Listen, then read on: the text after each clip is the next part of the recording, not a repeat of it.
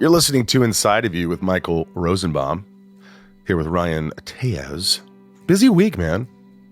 Yeah, we've been doing it. We had the Talkville episodes. We had, ads and stuff like that. And, it's just intros, outros. Yeah. It's a lot of stuff. It's good. We just had a guest that just left. Yeah. Nestor Carbonell, who I love from Lost and Bates Motel. What a great guy. He'll be on down the line, so you want to listen to that. What a great story, about his parents immigrating from Cuba. It's a good one. I'm looking forward to that. Yeah, he was special. I did this thing. I haven't talked about it a lot, but I will. But this is unbelievable. It's called Prenuvo. It's this body scan. It's like an MRI, but there's no radiation. It's not harmful or anything at all. But you do this body scan, complete body scan, and it will detect so many things that could be going wrong that you aren't even aware of. Because you go, and by the way, they're not giving me any money. I just think this is amazing, and I did a scan. But they detect stage 1 cancers, all of them except leukemia. Wow. So if you had a mass, it would show it, and you could treat it so much earlier than you would have if you didn't. It's just pretty amazing. But I posted something on Instagram on stories. I haven't posted on Instagram, but I'm going to post it once my results come back.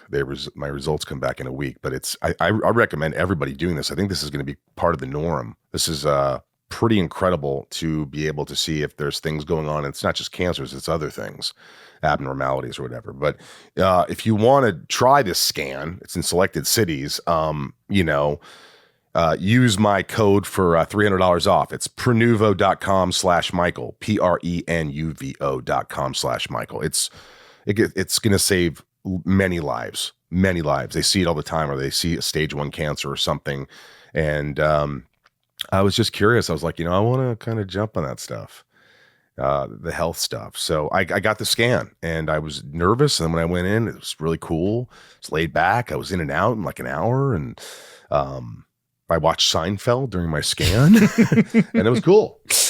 So again, what's the deal with the scan? What's the deal with my body? Someone help me. Scan me. I want to know. Hey, Jerry. All right, prenuvo.com, prenuvo.com/Michael. What else? We got lots of good stuff going on. We were just at a con, Tom and I. We were in Vegas, and then we were in Dallas.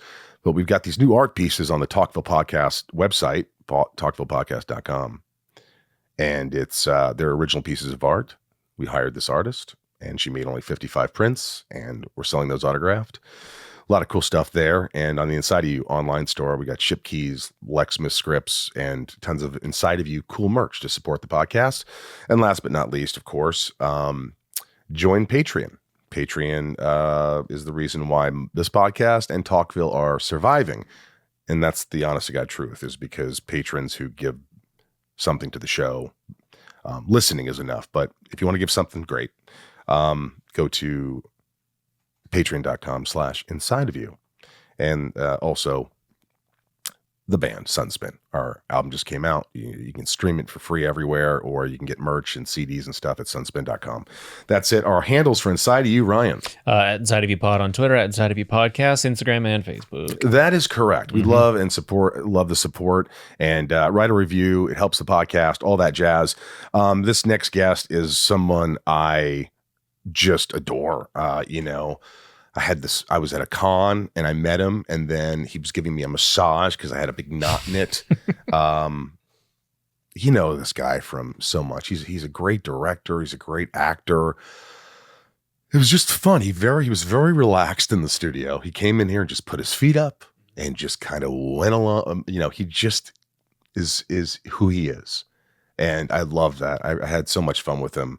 From Star Trek and the movies, and he's directing episodes. He's working on the new Picard. They've got a reunion thing coming up, and you got to check that out. That's why we're airing this, because it's about to happen. So you want to listen to this and find out the inside scoop on a lot of these actors. But without further ado, let's just do it. Let's get inside of Jonathan Frakes. It's my point of view. You're listening to Inside of You with Michael Rosenbaum.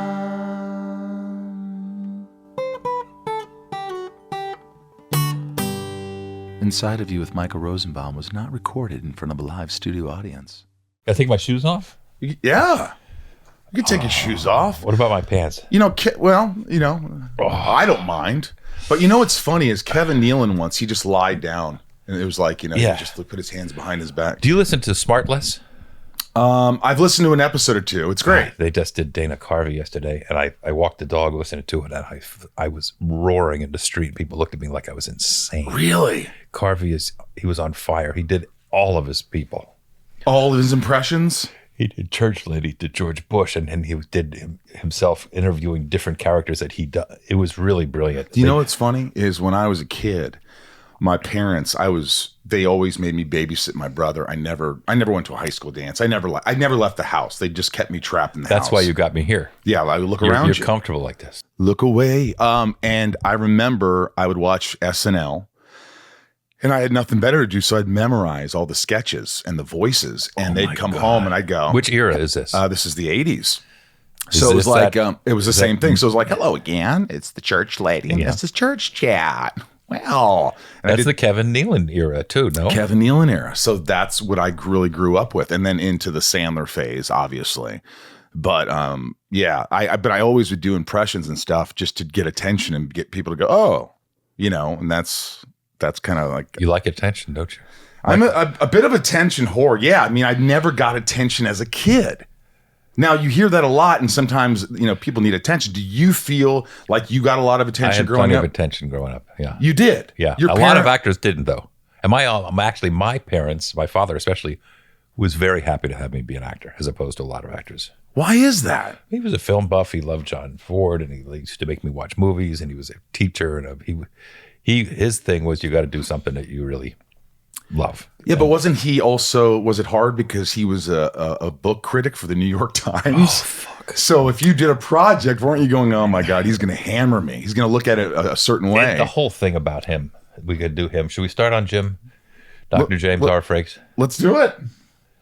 I tell a great story, I think, about when he died years ago. And I inherited the books that he had taught out, his teaching editions of all his books. He taught Hemingway, Faulkner, Joyce, Henry James, the contemporary guys and all that shit. And he was, so he was very loved teacher, and would go back and reread his novels before he taught them all. So one time in high school, after having read something, I said, I'm ready to read Ulysses, Joyce's Ulysses. Portrait of an Artist as a Young Man, which you have to read when you're in high school. Right. So he said, Jonathan, you're really not ready for Ulysses. You can't handle Ulysses. I said, okay, Dad, fine. So he's dead.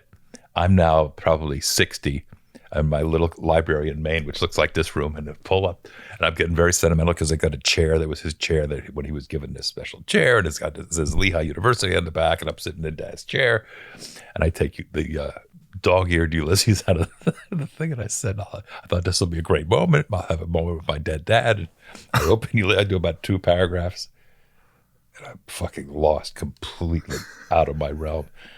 And I said, yeah, you're right. I can't handle Ulysses. I'm 62 years old. I put the fucking book back and haven't taken it down since. So you never read Ulysses? I'm not ready. I can't handle Ulysses. Obviously, my dad was right. You can't handle Ulysses either. I can't you ever handle read the truth. Ulysses? What? You never read Ulysses, have you? No. Exactly. I'm not going to lie to you. I read some Nietzsche and I was lost, but I know. Just Nietzsche, to be even cool. Nietzsche's even easier to understand. Yeah, probably. I don't know. Is that Harrison Ford next to you? That is Harrison Ford. That's Raiders of the Lost Ark. You ever see that movie? I watched The Raiders. I just finished a Hallmark Christmas movie. Really? There's some tea there. You didn't know that, did you? No, I didn't. See? But I hear a lot of people are doing those now. I notice a lot of actors, they get paid well, I guess, and it's a great gig. And Picardo was on it. Picardo had a day on it. So I had a nice evening with him.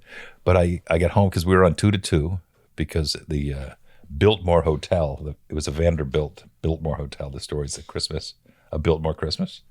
But they stayed open during the day. So we worked from 2 to 2. So you get back to the hotel. And on the movie channel was that movie. Raiders of the Lost Ark. Raiders. Jurassic Park, the original Jurassic Park. So about 3 o'clock in the morning while you're winding down, there was something to watch. What were you First of all, a Hallmark movie, is it just something that you can easily just walk through? You kind of learn. Well, I still worry about, or more than ever, worry about holding the lines.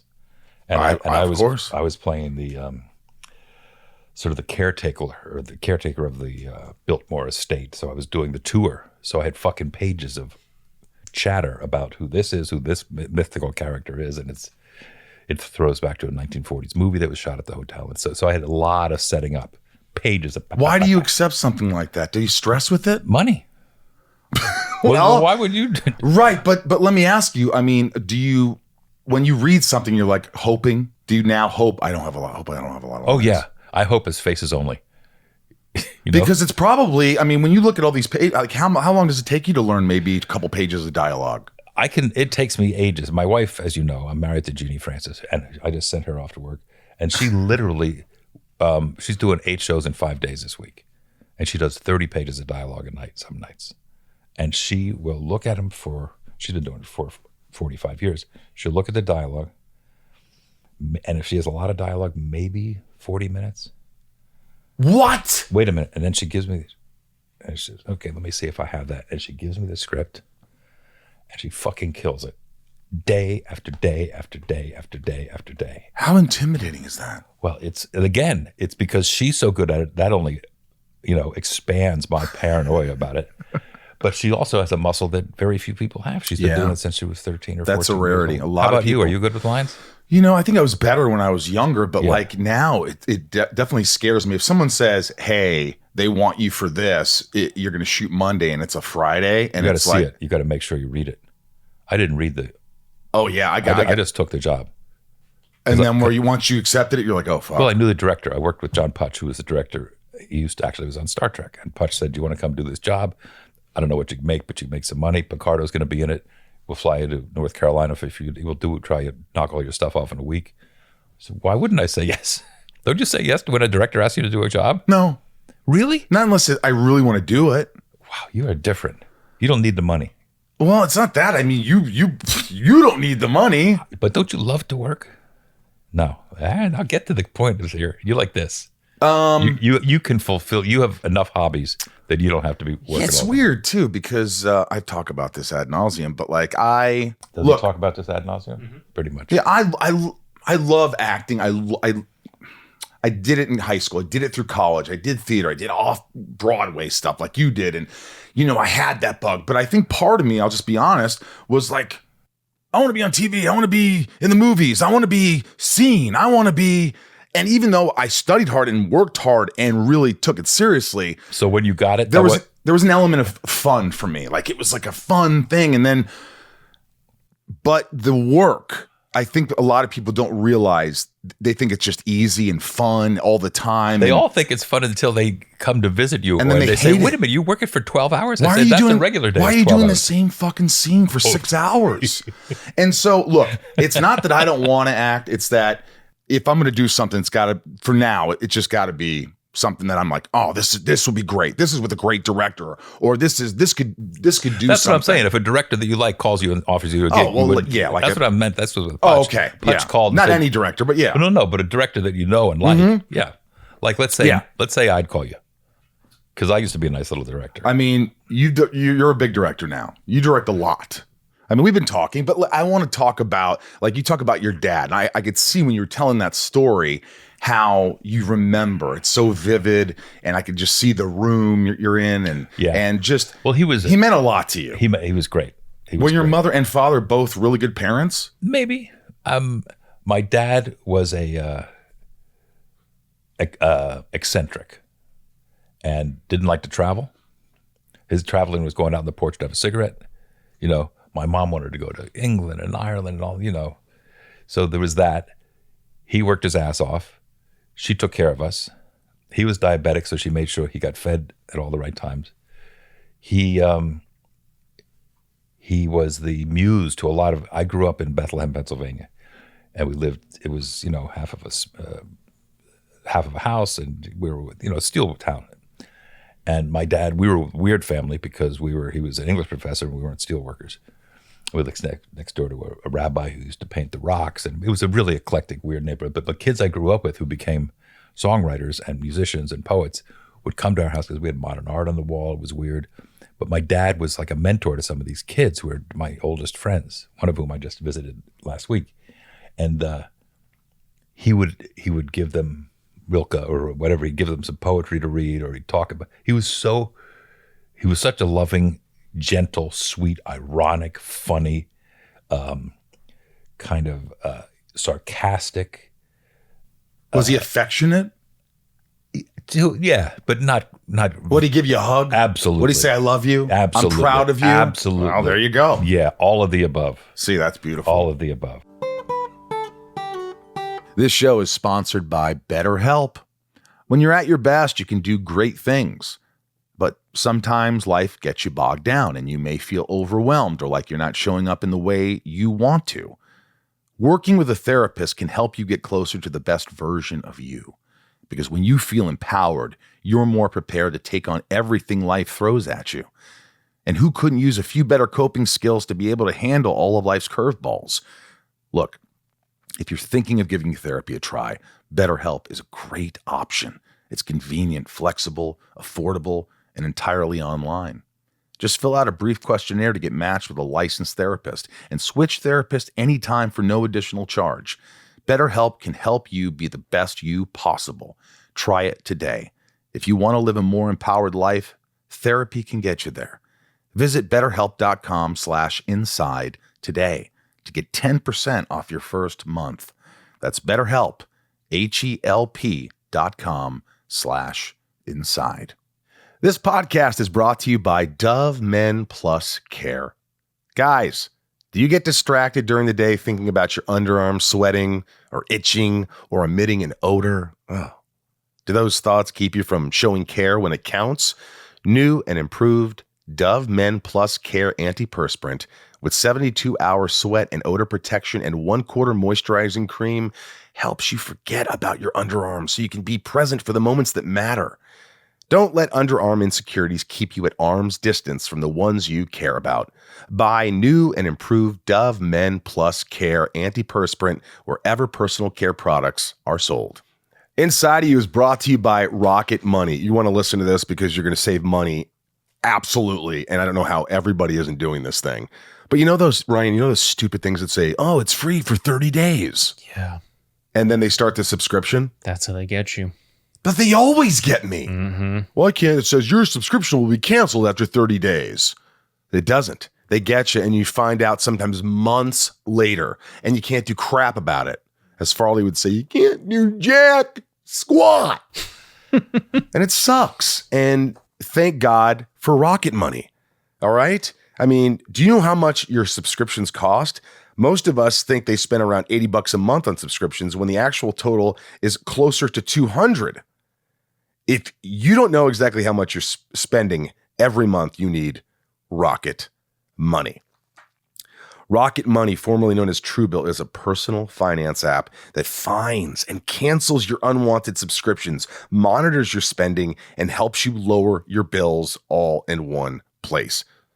80% of people have subscriptions they forget about. You know, the streaming ones. You want to see that one freaking show, Ryan? I just want to see that one show on whatever it is that I never even heard of this streaming platform, so you have to get it.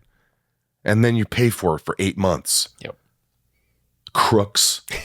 Rocket Money is protecting you from crooks. The average person has around 12 paid subscriptions. Okay, they have those. Think about that. If you think you're only subscribed to a handful of services, you might want to double check. With Rocket Money, you can quickly identify and cancel all of your unwanted subscriptions. All right, look, guys, it's easy. Stop throwing away your money, cancel unwanted subscriptions, and manage your expenses the easy way by going to rocketmoney.com/inside. That's rocketmoney.com/inside. rocketmoney.com/inside. That's a great thing. Yeah. And was he the kind of father that would ever like question something you did? Like, hey, you sure you want to do this? Yeah, you ready for this? You sure you want to act? I'll share this with you because I feel comfortable. All right. I had just moved to New York.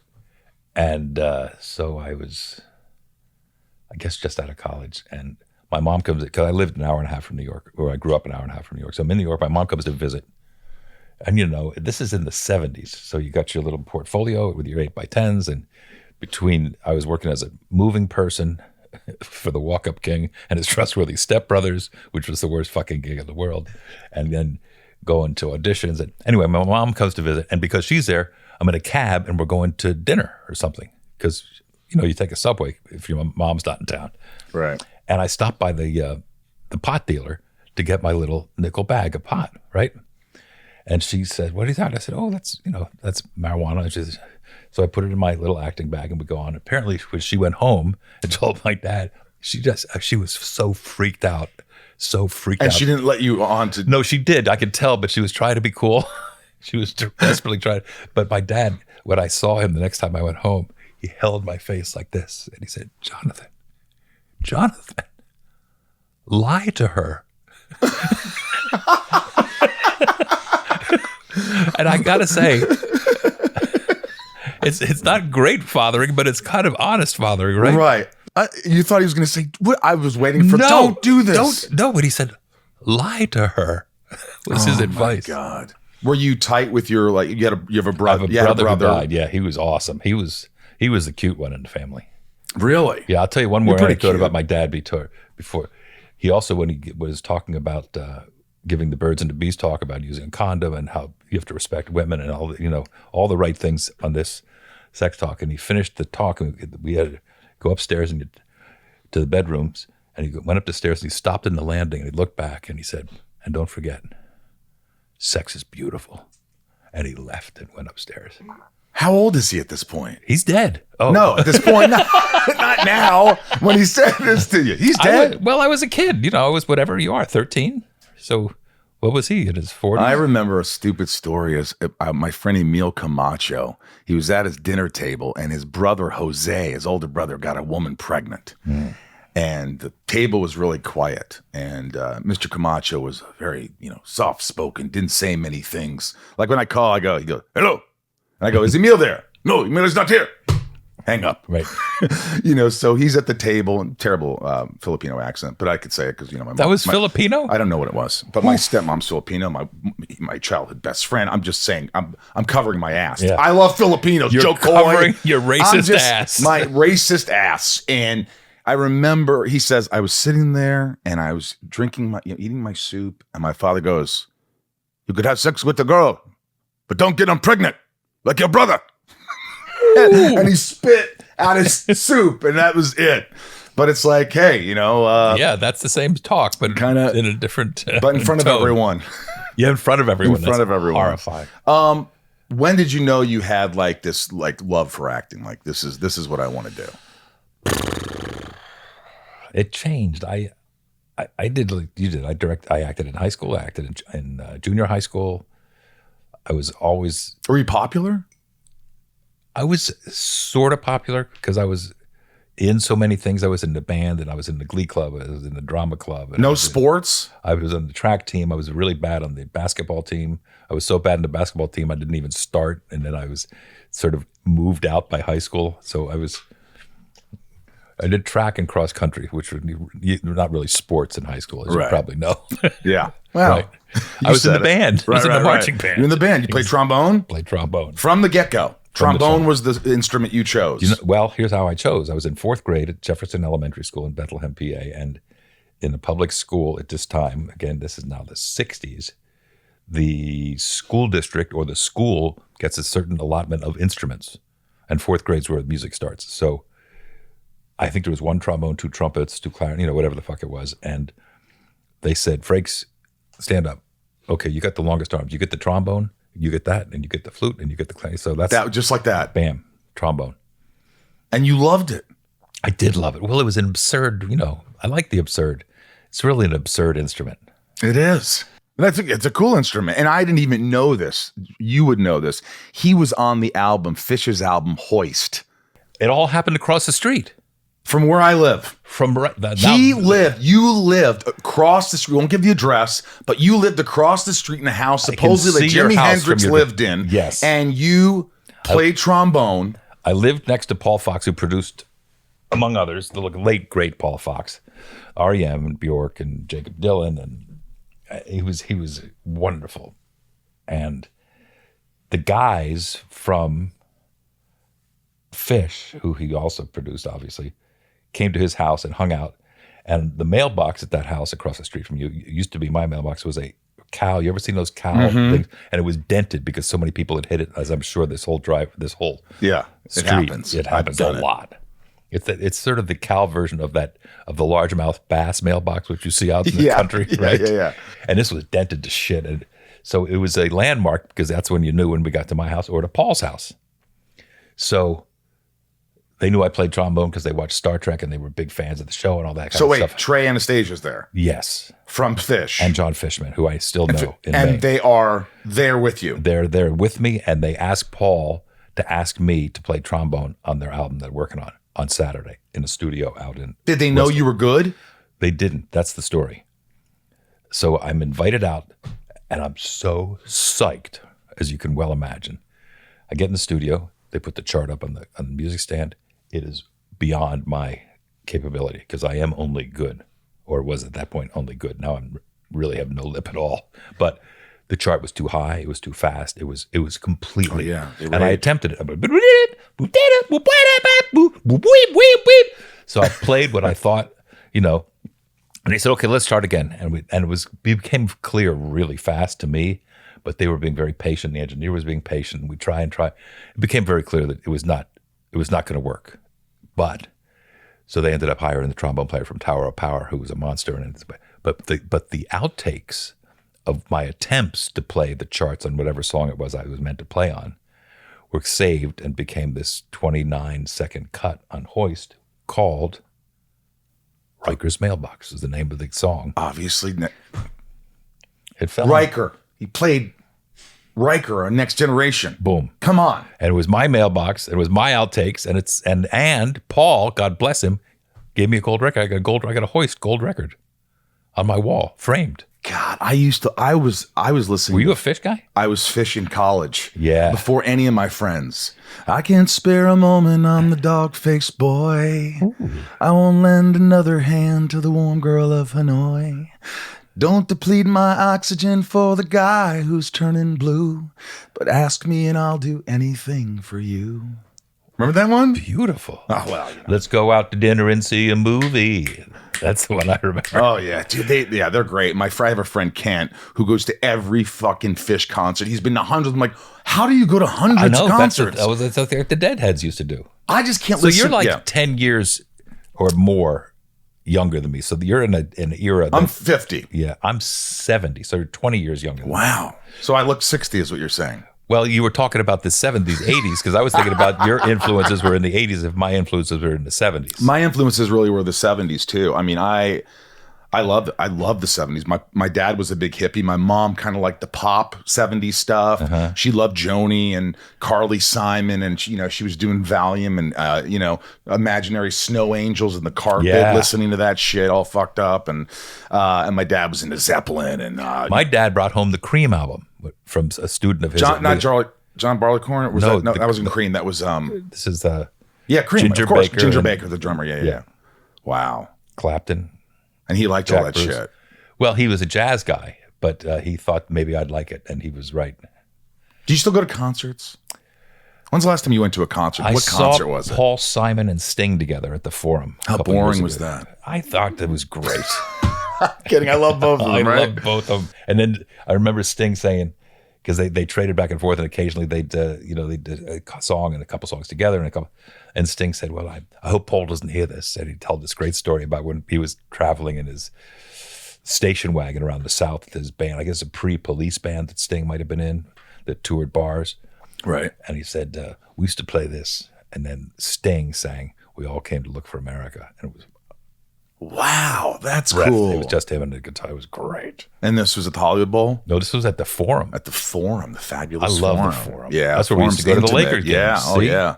I love the Forum. I've seen some concerts there. I saw the Eagles there. And, I love that you play the trombone. I think it's just amazing. I love that I'm across the street from my only trombone. I mean, that's probably my coolest credit is that I'm on the Hoist album. What do you mean? Look at all the work you've done. No, but I'm saying in terms of cool. You don't think playing, in all these Star Trek movies and directing Commander William Riker and all the stuff. No, you don't think that's cool? I think it's very cool, right? But I'm saying of the other part, you know what I mean when I say cool. This is Riker is what I'm. Yeah. Like for me, I just came out with a new album, and my band's called Sunspin, and I thought it was really cool that Richard Blade, who's like the 80s guy, DJ, he has First Wave with Richard Blade, and this next band is a band called Sunspin, and he played, and I have it, and I posted it, but he played it and talked about the band and loved it and played it. See? And I thought that was one of the coolest things. See, I didn't know you had a band. Yeah, called Sunspin, yeah. I always loved music, and I was like, do you play out live? We did before the pandemic, and now we play live virtual shows, and that's a lot of fun. Is that live virtual shows? Well, we're live, yeah, and people are watching us. Do you live. play at the cons? I play sometimes. I'll play acoustically at like little round tables and things, and play for some people and play some songs. They love you on the circuit. You're very well loved. You are. No, so are you. Like, I think it's important. Now, how do you, when you go to these cons? Do you hey, look, people That's why we're here together. Yeah, because we met at a con. I instantly loved you. Exactly. And I felt the same way. I trusted you enough that I was going to drive to your house to do a fucking podcast, which I never I tried to get out of it 3 times. I said, "What, don't you Zoom like or any other fucking podcast where you think that there's no cameras?" Then I find out there are cameras. It's got to be in person. It's just more I feel you. I hear you. Yeah, but you dug in on it. I had to. Well, when I like someone, I'm like, I got to have them as a guest. And, not all guests are that open.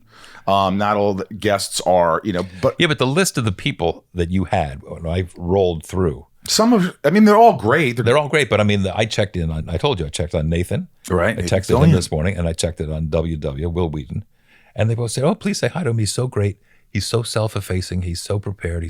They both said glowing shit about you." That's awesome. It really is. That's really nice. Qualia Mind. Look, I got a note from not only my producer on this podcast, who says, been taking these over the last few weeks and have noticed increased focus. They're easy to take and they don't wreck my stomach. I agree wholeheartedly. I have taken them here's what happened. I started taking these thinking I ordered them and that they didn't send me these, that they were a sponsor. I swear to God, I forgot Qualia Neurohacker was an actual sponsor because I hadn't read a spot for them. And I thought, oh, you ordered these for your mind, for focus.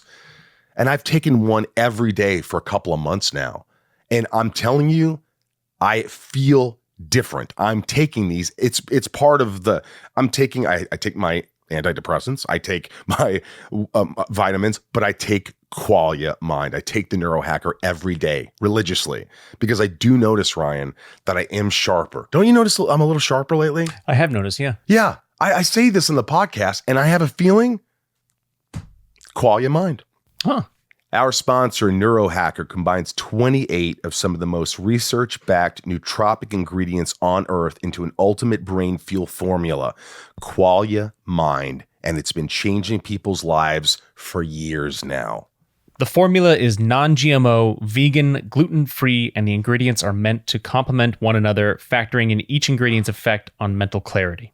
Look, what's great about this, it's backed by a 100-day money-back guarantee. So you have almost 3 months to try Neurohacker's Qualia Mind at no financial risk and decide for yourself. That's how confident they are.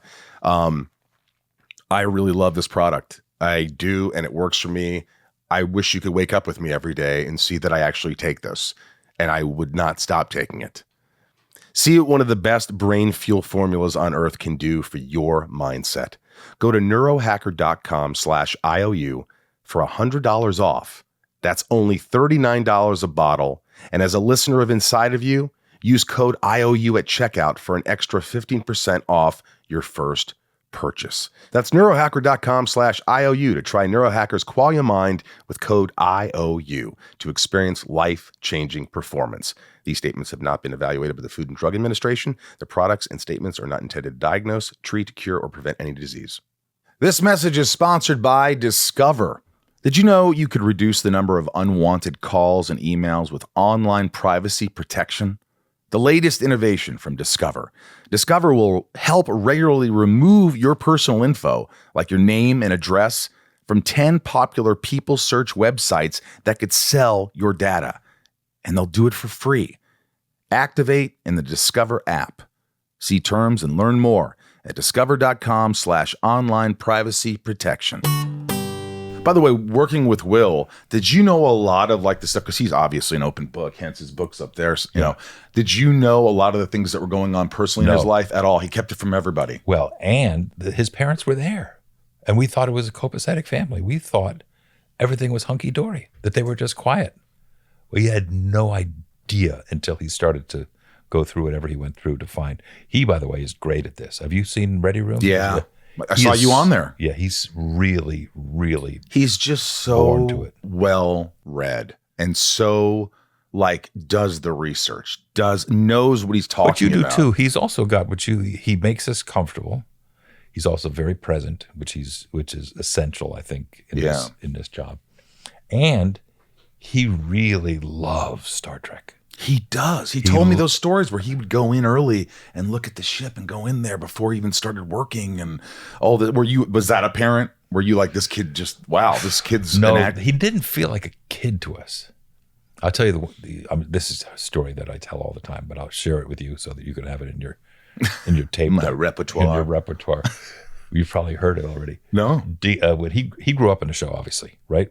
So he started when he was 13, maybe. So he turned 16. He got a driver license, and he had enough money. He bought a Honda Civic, which was the same car that Patrick drove at the time, right? Wow. So we finished work together. We finished at the same time one day. We're walking out of the soundstage to go to where our cars were parked, and he's full of himself. Right? He's 16 years old. He's got a car. He's going to the parking garage. He's going to drive his car home. He just worked on this TV. So we're walking back to the garage. He says, Frakes, I can tell by the clothes that you wear and the music that comes out of your dressing room. You used to be cool, didn't you? Oh my God. You never heard that story before? That's one of my big convention stories. He said that. Oh, and I quote him and I bust his balls for it every time. What did you say at the time? Did you laugh? Of course I laughed. I thought you were like, fuck you, kid. Exactly. I think I laughed with a fuck you, kid. But so I never let him live it down. He's amazing. He's an amazing human being. He really is. And I just, it's tragic. It's like hearing that story where he sent a letter to his parents and said everything and they just didn't respond. I know. And it just, do you remember reaching out to him at all saying, hey, if I'm here, if you need me? No, we said that in how we behaved to him, which is what it makes him say to us that we were his family. We treated him as an equal, I think, in a way that he wasn't treated maybe on some other, maybe at home, right? Which none of us knew. And I always think of myself as a pretty good observer of human behavior. We were all in the dark about it. We've talked about it privately behind his back. Did you fucking know? I didn't fucking know. I had no idea.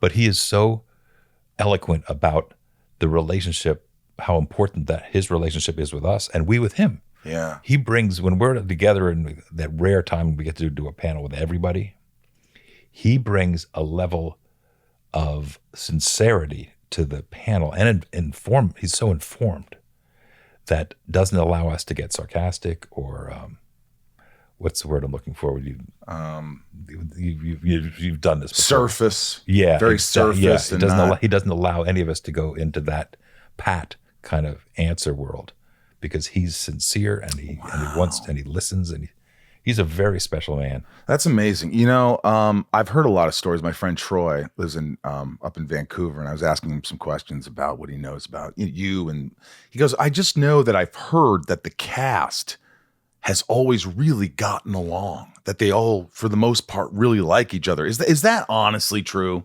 Absolutely true. It is true. Yeah, and we've both been on shows where that's not the case. Right. I mean, and still get along. We're about to do all this promo. Picard, right? Picard season 3 is You're about to all drop. coming back, the originals? Yes. I'm giddy about it. I feel as excited as I did when First Contact was opening. It feels like that big a deal to me. And I know it's not, and I know I shouldn't get excited, but the buzz and the, it's not supposed to be a reunion, but clearly it is a reunion. I mean, yeah. And it's, I talked to Brent today. Today's Brent's birthday. Happy birthday, Brent Spiner.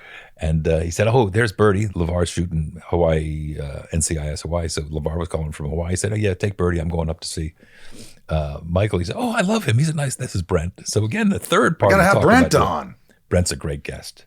You know, I was thinking, you know, Sir Patrick, right? Who doesn't insist on being called Sir, unlike Sir Ben Kingsley, who does. Oh, so then I'll just say Patrick Stewart. Yeah, there we go. So Patrick Stewart. So Patrick Stewart. But you feel like you must do it, right? I know, now I want to, sir. When you have Brent on, Brent does as good an impersonation of Patrick as anybody in the world. Really? And I've never heard of an impression if of you him. really get him, he'll do Patrick Stewart talking to Sir Ian McKellen. And their accents are just different enough that it's like with Dana Carvey. When Dana Carvey does characters, George Bush talking to the church lady, Brent doing Patrick talking to Sir Ian is priceless. Oh, you guys have to. I guarantee. Start tweeting Brent Spiner now that he has to come on the podcast.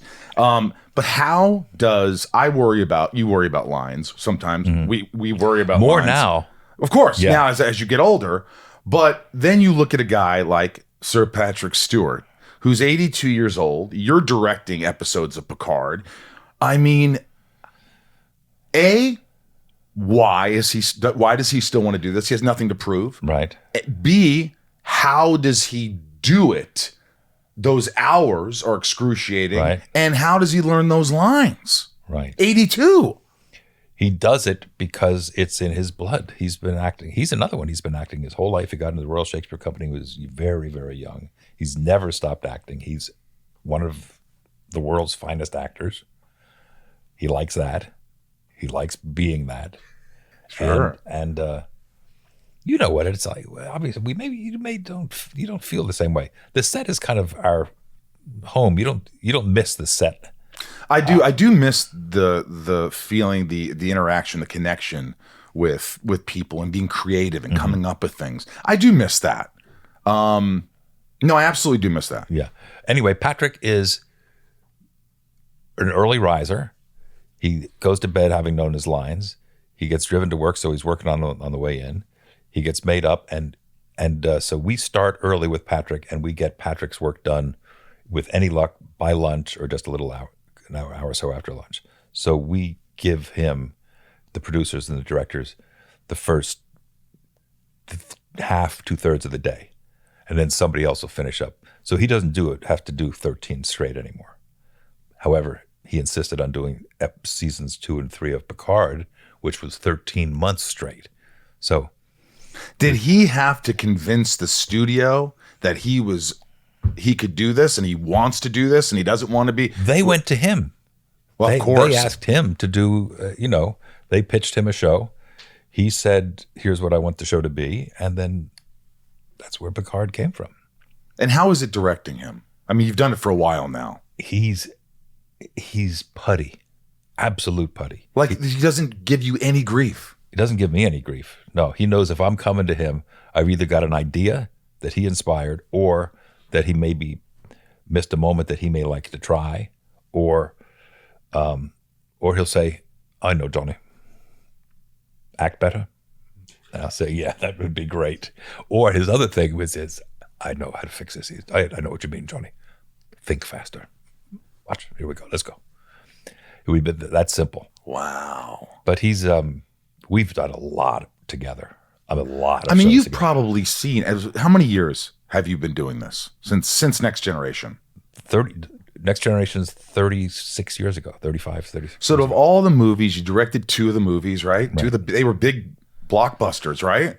Well, They made $150 million. Yeah. I mean, that's a big thing, but you've directed all these people many times. I have. I mean, do you ever have any problems? Like, does it ever get like a family? Because we know families, they love each other. And then they also go, get with the fucking program. Why isn't that? Well, that can happen on the set. And then I have to say, let's figure this shit out. Right. But I generally, I'm not a big confrontation guy. Right. So if they're dug in on something, I said, by all means, do it. especially with lines. There used to be such sticklers when we did Next Gen. You had to do it by the book. Every line, no consonants. And now people respect that less, which I think is a huge mistake, since the writers have been working on these scripts for fucking months, sometimes years. You got to give them the respect to do them the way they're written, at least attempt to make that come to life. You can't change it willy-nilly. So occasionally that's an issue. I was trying to defend the writers a little bit. Mm-hmm. But people misbehave sometimes because they're tired, because they're angry about something at home. Well, things happen. Things happen, and you try to compartmentalize it and not bring it to the set, but shit happens. Yeah, and I'm pretty good about trying to keep it light. That's my approach. Right. It's the cliche is that we're not curing cancer. We're really just making a TV show. Although it appears that way when you're working, the intensity of like what we're doing is so also important. What's the most complicated way we could possibly do this? Let's do it that way. Yeah, that's true. We have to make it cool. We have to make people are going to lose their attention. We have to move the camera more. We can't. It's none of that simple shit that I miss. Where you just put a camera there and let the actors do it. We're coming back to that. You think? I think there's gorgeous cinematography, and especially all the new Star Treks. We're encouraged to shoot sort of cinematically and filmically, and as Robbie Duncan McNeil says, you shoot to thrill, but you got to get your story, and you got to get your close-ups, and you got to see what, as I say, let's get in here and see what they're thinking. And that's kind of not sometimes, you want to know what the fuck they're thinking. You want to know what they're feeling. And if you're zipping the camera around, you're missing that sometimes. And that's... Yeah. Do you ever have moments where you're slam-a-jamma right there on the guy, close up. It's just right. It's choker, chin to top of the eyebrows, and it's there, and you want this moment, and you just are not getting it. Yeah. And you just keep, and you feel bad, but they're just you got to learn when to cut fish or cut bait or whatever the cliche is. Yeah. How many times? What percentage do you usually have to walk away going, that's not exactly what I wanted? I don't have to do it with any of those regulars on that show. It's the guest stars. Yeah, it's guest stars, and if the guest stars you don't know, or inexperienced actors, you think, oh, you're not. There's no getting there, or I just haven't communicated it clearly enough, and I'm just embarrassing everybody now by asking for another take or trying to rephrase. Or we'll fix it in editing. I know how to fix this. Yeah, cut on somebody else and get somebody to loop the line the way you want it done. But as you experience is, as I said to David Ajala, you know who David Ajala is, who's the male, he's like the male lead on Discovery. He's Soneqa's partner and lover. And I said one time, because there was a young actor who wanted to do this and that, and I said to Ajala, just offhand, off the side of my mouth, I said, God, experience can be a real burden. So he loves that quote. He brings it up every time I see him. Experience is a burden. It's a real burden. Do you feel like when you direct, let's say you jump into a show that's already 3 seasons in, 2 seasons in, 5. You don't have to watch every episode of what the fuck's going on. No, but you got to get somebody to tell you which ones you should watch. If you're going into, so usually the creator will tell you. Yes, the creative will tell you, here's our 6 best shows, and this will give you the tone. And then the producing director of the show will sit down with you and say, here's how we do shit here. Like Nathan's show, right? Castle. Rob Bowman, who was one of our favorite directors on Next Gen, was a producing director on Castle. And he had me in. He said, I think you'd be a good kind of a big brother figure to Nathan. And I know you worked with Stana because she was in the Librarian movies with Noah, so I knew the 2 leads. And he said, I think you'll really be a good fit for this company. But don't do any multi-move dolly moves. I don't want to waste my time with that, so don't do anything clever where you come onto the elevator and bring me down the hall. And I don't need any of that shit. And get me 3 sizes on the stars in every scene. Those are the marching orders. Couldn't be more clear, right? You go to Falling Skies, which was Beeman working on that? Greg Beeman. Do you work with him? I love Beeman. He's the one who tells this next story. Beeman's awesome. Beeman and I sold a show together. Beeman was the showrunner on Smallville. He directed a lot of the big episodes. He was. Yeah. Yeah, so he was the producing director on Falling Skies. He's awesome. And he's got a big brain. He's got a big And brain. He's a kid. visual He's guy. a big kid. Yeah. He's a big kid. But that was a Spielberg produced show, and Beeman's approach when he sits down with the directors coming in to do, and I was doing that show because I was a friend of Noah, and Noah was a star there. Noah Dolly? No, that was Falling Skies. It's meant to look like documentary war handheld footage. Yeah. Right. Yeah. So you follow everybody around, and you don't have to stay on with the dialogue. You can go and see what people say. So you stay in a shot as long as you can, and the camera's on somebody's shoulder, and that's the way the show looks. Totally different.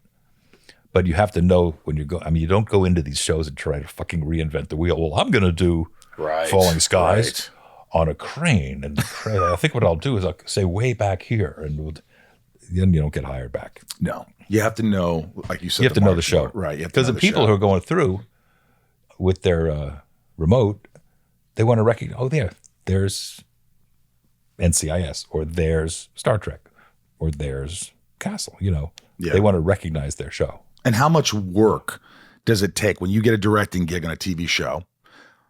How much time do you have? You get the script, and then you have a couple of weeks. Yeah, you got the episode before yours. You're in actual prep with the production, right? But hopefully you get a script before that, so you can start to break down the beats. I break a script down as I did as an actor. You break the script down with the beats, where each beat has its own intention and all that shit. So I still break down a script that way as a director, so that I don't miss a beat when I'm trying to get shots and all that business, or talk to the actors. Right. So hopefully you have a script, but on television, you often start an episode and the script isn't completely done. I mean, it changes constantly. It changes constantly, but sometimes you have the actor shooting, and I mean, it's illegal now. You can't start allegedly without a full production draft, but it used to happen. Really? They just keep writing it as it went along. Wasn't that the way on Smallville? I mean, sometimes, but they usually had the scripts. The scripts were pretty solid, but they would change a little bit. Yeah. But you never started an episode with Act 1 and Act 3 and an outline for the other. No, I don't remember doing that. That would have drove everyone crazy. Exactly. And that happens? Or it happened? It happened. Yeah, it used to happen. It maybe didn't get to the floor like that, but you would often start prep. Oh, we're sorry, we don't have a full production draft for you, but we're going to do a meeting with the production designer. We'll talk about what we think the sets will be. That you'd start your meetings, but you'd have like a 5-page document that said what they think the episode's going to be. And that's a bear. And just imagine you used to, and this, you filmed with film. Yeah. You were shooting film. And now, that's right. I mean, how you don't have a lot of time. I've done a show. I did a show where the episode that I prepped was scratched either the day before we started shooting. Yeah. And Paul Guillot, who was my writer on that, he and I stayed up for 24 hours, and he rewrote a script, and he talked me through it. And by the time we were ready to shoot, we had a brand new script. It must have been 2 days because we had to cast some people. Were you stressed? Yeah. Mike Trucco ended up being in it. John Delancey ended up being in it. All those, all of our guys. And that's stressful for actors as well. Oh my God. What about the script? This is where you call and say, I think you're going to play the devil in this. Are you cool? They're going to fly you up. That's when you do what John Putch did with me. I got a part. Do you want to come? I like that. You do. Yeah, you don't. I'm going to try to wane you over. I don't know. Well, don't get mad. I didn't get mad. No, I mean, don't get mad. Don't get mad when you turn me down? Yeah, it's not well, you. Let's talk about Brent, who I've known and who I love for many years. Right. I have been told by Dean Devlin, who I work for all the time, who's a big fan of Brent's because he shot Independence Day, which, Brent's great in. Dean said, I've tried to get Brent to do the show. I've offered it to him, but he said, this is a great part. He says, Frakes, on one of the things I was directing, he said, offer it to Brent. I said, you want me to call him? He said, yeah. I said, okay, I'm sure. I called Brent. I said, dude, I got a guest starring part. You're sort of a Jeff Bezos kind of, but you're kind of a hippie. You're a tech magnate, and you got the women, and you're. He said, where's it shoot? I said, well, it's in Glendale. Oh, so I'd have to drive then from Malibu. I said, dude, it's thousands of dollars, and you get to hang out with me all day. We're gonna have a good time. I don't know, Johnny. If offered to somebody else, and if they turn it down, I'll do it. This is my friend with an offer. So you're going to be that guy. You are clearly going to pull Well, a I Brent don't know, Spiner. I can tell. You don't have to fucking lie to me. I can tell what it's going to be like. in Glendale, it's actually pretty close to me, so I think I would It's not consider like that. we're going. It not going to shoots Toronto. It's not a Saskatchewan. It's Glendale. Look, you've had a lot of success, a lot of fun. You're doing what you love. You've been married to the same women since what, 88? 88. Been with her longer than that. That's 12, 20. How many years is that? 35, 36. 36 years. I mean, you have stories that you could go on forever about. But I know that you've also had some tough times, right? I mean, we all have. I lost a sister a couple years ago. You lost your brother. Is it something, sometimes they say it scars over, but it's always still there. You always think about it. How do you deal with that now? That's a really good question. My brother, who died of pancreatic cancer at the age of 41, the week that my daughter was born, was, as I said, a friend of mine, dear friend. We lived together in New York. We lived together in LA. We drove across the country together when I came out here. So we were really thick as thieves. Since I'm involved in this thing with Armin Shimmerman and Kitty, Kitty Swink is, who's Armin's Quark. Armin's wife is Kitty, who's a 19-year pancreatic cancer survivor. So she asked me to get involved with this organization called PanCan. I've never had a charity that I really believed in my heart. I'm happy to help people out and do it. We work for the food bank and a lot of stuff and ALSs. But this is my brother. So I got a story. You have a story with your as you try to raise money. So being involved, thanks to Kitty, has reminded me a lot of Daniel, because I talk about him more now like this. This wouldn't have come up, I don't think, had it not been a thing that I've been talking about. I like it. I like thinking of him. I like talking about him fondly. I have great memories of the time. It would. Which joint should we have?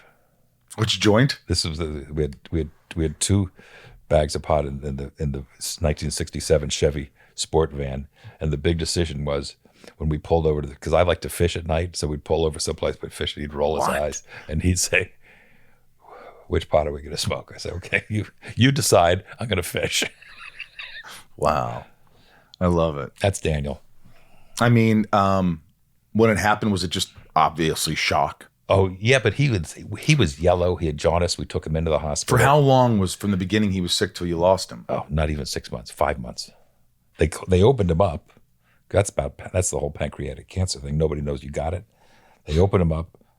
I guess they closed him up and looked and said, doctor said, "Well, there's nothing we can do. He's got 6 months to live." I mean, he wasn't quite that cold, but those were the facts. But you had no idea until they called you, like he was that sick. No idea. So who calls you? My mom, and says, "Daniel's, he's got to go in the hospital." So we could see it was really bad. So Jeannie and I flew out, and then we got the bad news together. And then actually, for part of his last few months, he came and hung with us in our house in LA. But he was, ugh. And he had a daughter that he didn't want to see because he was embarrassed that he was sick, and also he had been divorced from the same woman twice. And it was a very complicated. Oh my gosh! How did you lose your sister? Well, it was my dad remarried, and they had a child, little Leah May, who I have her tattoos on my arm, and she was born with a chromosomal defect. So she was always in hospitals, right. Always, right. Back and forth for a while, and then that's where she lived. But she couldn't really talk. She kind of laid there, and they thought that she was going to pass away right away when she was an infant. They said most of these children pass away early. It never. And she was like one of the longest cases. She lived till like 14, 15 years old. And in that condition. In that condition. And probably almost died 30, 40 times. Right. And, my dad was not an emotional person, wasn't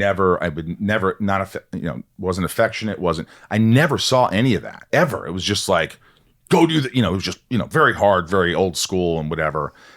But when I called him and she had passed, I've never heard someone cry like that.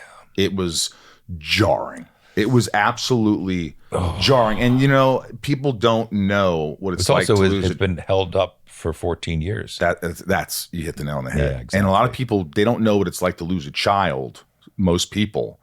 But that's as close as I will come to knowing what it might feel like by hearing my father. How did your parents, were it something Well, they didn't talk ironically, about? my father, who we spoke about earlier, my father never recovered. My mom and I mourned. My mom and I wept. My mom and I, excuse me, I think dealt with it very well, or as well as you can, or as realistically as you can. My dad, my mom and I said for many years, my mom lived to be like 94. My dad died when he was like 77. So she lived a long time after him.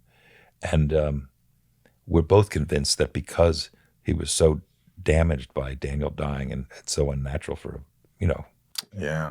that he had Alzheimer's. He had really bad Alzheimer's, which may or may not have been connected to. It could be triggered. Absolutely.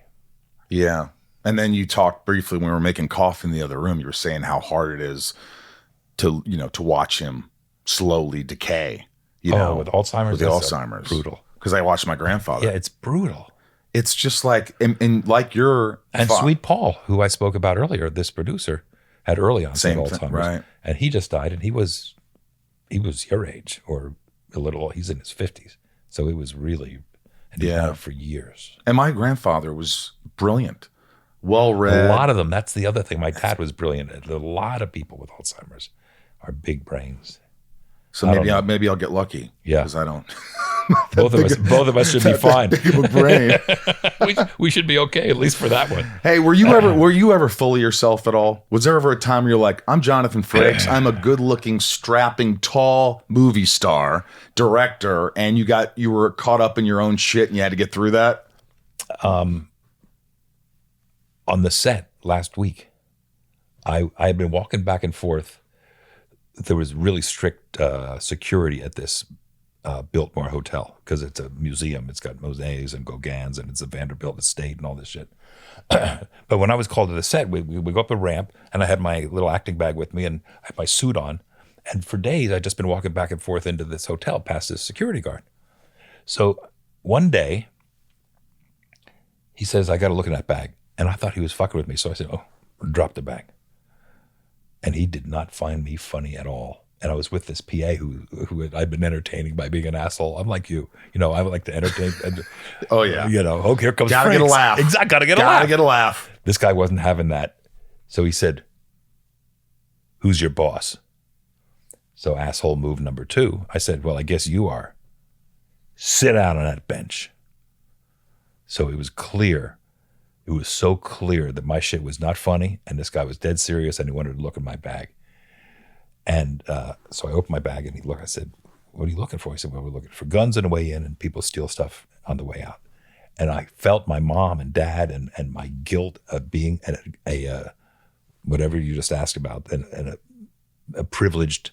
Right. It all came storming down on me. And I looked at him in this security guard in the eye. I said, I really didn't mean to be that rude. I am really, really sorry. And I was so complicit, and it was so, because I'm sure you've gotten in trouble this way. Sometimes you just think you're funny and you're just not fucking funny, and people think you're just an asshole. Yeah. This was that moment. Mm-hmm. And the girl who was the PA was there laughing because she thought I was doing my shtick, that I was or part of whatever my shtick is. And this guy was offended. I had insulted him. I was undermining his job. And in the moment, I turned and I looked for him for days afterwards, and that same thing, to apologize again and again. Wow. Because I was so fucking guilty of being an arrogant asshole. So yes, the answer is yes. And I've done it on and off my whole life. I think it's inherent. I don't think it's really an asshole. I think it's one of these things where we sometimes, maybe inadvertently, subconsciously go like, you've done this for so long, the swagger, and I'm an actor and I'm funny and I make people happy and I'm just like a good guy and I'm just gonna, my shit don't stink and here we go and hey, and most of the time it's funny and it's good and you're being nice to people, and sometimes it's belittling or it could come off. You couldn't be more right. And it's inadvertent. I mean, you'd hope it would be. You have I feel it from you. It's exactly. Because we don't mean harm. No. And we roll, that's how we roll. I hate when it's like that one person in the room, they always say, if 100 people are laughing at you, 99 people are laughing, and the one person in the back thinks you're an asshole, you focus on that person. I know, it's like bad reviews. Yeah, it's bad reviews. We have empathy. This is called shit talking. with Jonathan Frakes. These are my top tier patrons. They get to ask questions. They're amazing. They support the podcast. Go to patreon.com/inside of you. I love you guys. Nancy D, well, we love seeing you in front of the camera. You've gained quite a glowing reputation as a director. What was the most challenging aspect of first going behind the monitors? Ooh. Trying to make the schedule with the amount of screwing around that the cast on Next Gen, including me, is famous for. Laughing between takes, taking the piss out of each other constantly, because Star Trek was serious and Star Trek was generally very. So when we cut, there was wrestling, there was singing, there was all kinds of shit. Patrick and Dorn used to wrestle. What? And Brent would do like we were on Vegas, and he'd do a pretend mic cord, and we were so bad that especially in the third, fourth, or fifth season, the only time we would shut up was not roll sound, have speed, camera. None. We're still yak. You have to yell, action. Number one. We went right up until the end of action, and it drove fucking directors crazy. And then when I was directing, I thought, I get it. And also, early on, you have to prove yourself. Yeah, you were trying to prove yourself. But I was very lucky though. I had a data show, so I had Brent Spiner was the lead for the week, and he's very reliable. Renee Echeverria wrote the episode as a spec script, who's now a big showrunner from Castle, and I'd been shadowing for almost 3 years. Right. So I was really, you were ready. I thought I was ready. Dave P., how do you feel about the way Star Trek has gone with its latest shows?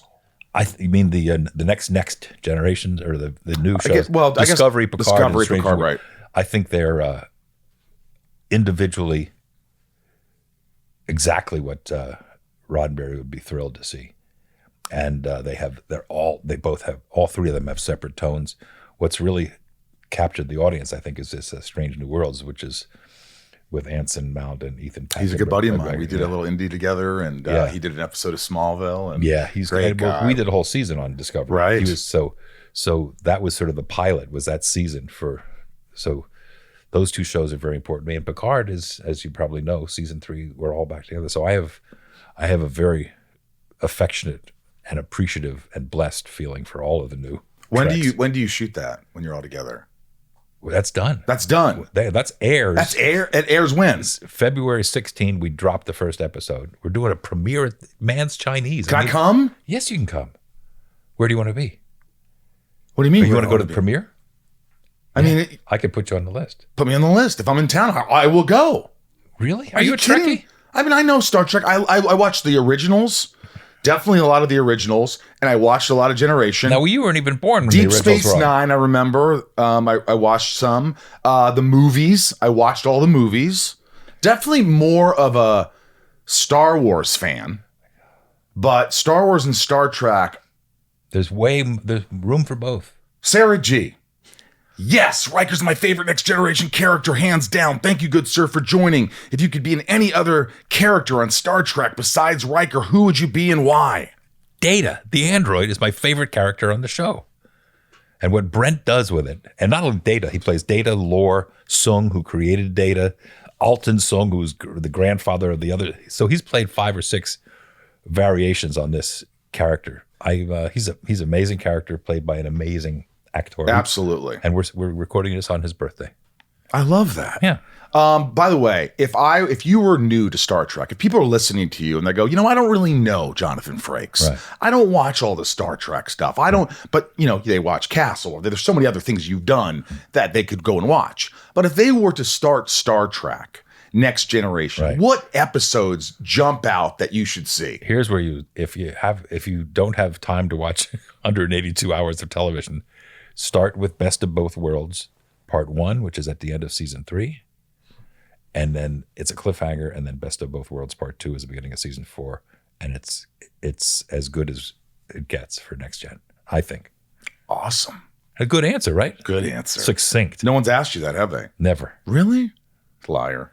Maya P., is there a storyline you wish had taken place on the Star Trek series? And if so, what is it? Oh, God. It's just a question. You don't have to answer it.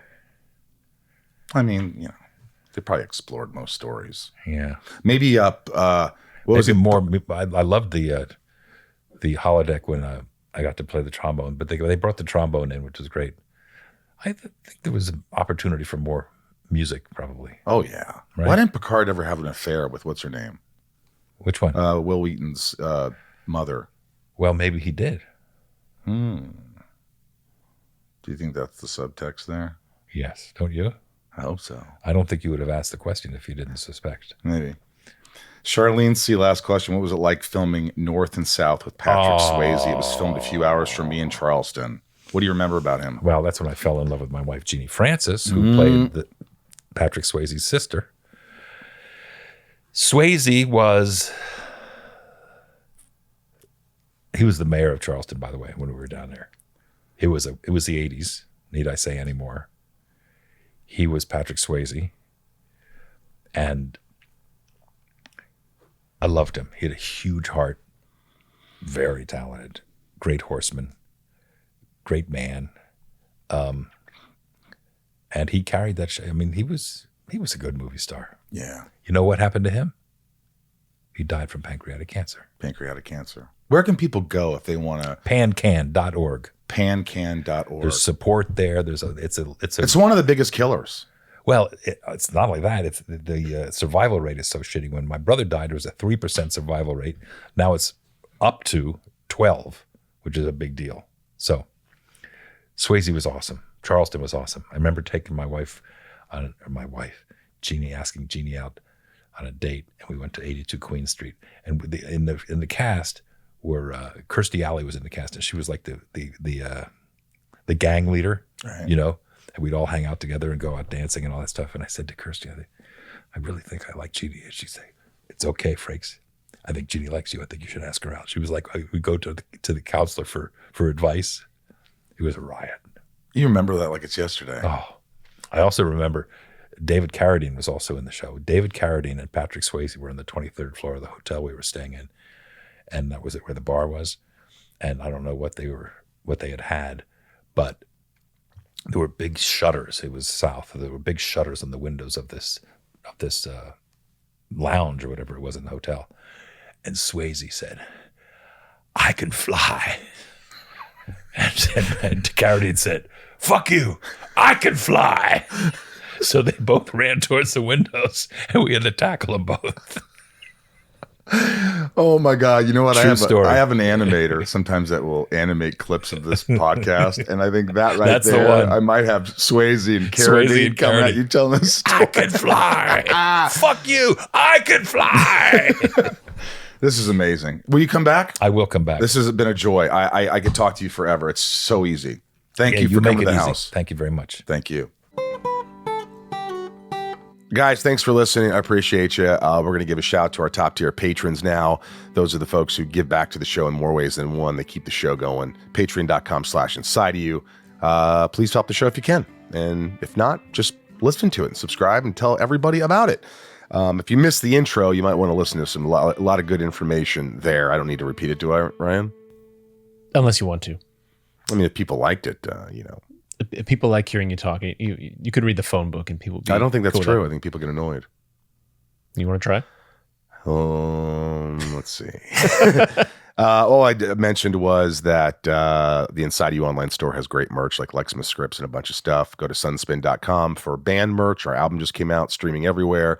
Patreon.com/inside of you to be a patron, and Talkville podcast.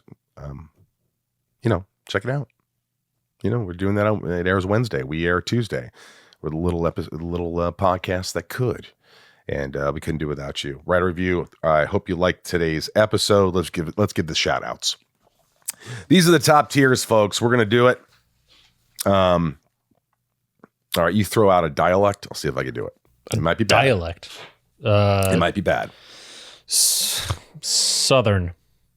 Nancy D, Leah S, Sarah V, Little Lisa, Yukiko, Jill E, Brian H, Nico P, Robert B, English. British. Jason W, Sophie M, Kristen K, Raj C, Joshua D, Jennifer N, Stacy L, Jamal F.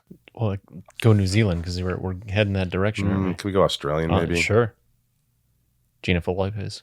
Janelle B, Mikey Elden Supremo, 99 more, Santiago M, Chad W, Leanne P, Janina, Maya P, Belinda N, Dave H, Sheila G, Brad D, German. Ray H. Let's see, sprechen Sie etwas Deutsch, können Sie lesen und schreiben. Tabitha T, Tom N, Liliana A, Talia M, Betsy D, Chad B, Dan N, Angel M, Rhiannon C. Minnesota. Corey K. I have no idea. Dave Nixon, Michelle A, Jeremy C, Brandy D. I don't know. Boston. Packy Cat and Have It Yad, Camille S. Snetic. Joey M. No, New York. It's like Boston, Packy Cat, Eugene and Leah. I can't do it. Sorry. Did they do New York then? New York, Eugene and Leah, Corey, Heather L, Jake B, what is it, Angela F, Mel S, Orlando C, Caroline R, Christine S, Eric H, Shana, Emma R, Andrew M, Zatoichi, 77, Andreas N. Swedish. Oh, yeah. Oracle, Karina N. I don't do it Swedish. I'm from Sweden, Amanda R. Irish. Jen B, Kevin E, Stephanie K, Jarell, Billy S, Jem J, Leanne J, Luna R, Cindy E, Mike F, Scottish, Stone H, Brian L, Katie B, Aaron R, Kendall L, House J, Meredith I, Charlene C. I don't know. We'll have Connor listen back for verification. I don't know. Well, he's Irish. Right, for the Irish part. Irish part. But guys, I can't say thanks enough for tuning in. I love you. Keep listening. We keep doing it. We'll just keep doing it as long as you keep doing it and you keep supporting me. So I thank you. It was great to see all the patrons in Dallas. I hope to see you guys in Atlanta. We'll be there March 4th and 5th. We're doing a Smallville Nights, me and Welling on Saturday night. It's Creation Entertainment in Atlanta. So hopefully we'll see you there. All right. From myself, Michael Rosenbaum in the Hollywood Hills of California. I'm Ryan Tays. I'm here too. Can you use, you used to do that. Ryan Tays? No, you used to go on Tays? the way you said. From the Hollywood Hills of California. Brian Taylor. I'm Brian Taylor. Yeah. The Hollywood Hills of California. We love you guys. Thanks for listening. I appreciate you. Dental Town. All right. Be good to yourself.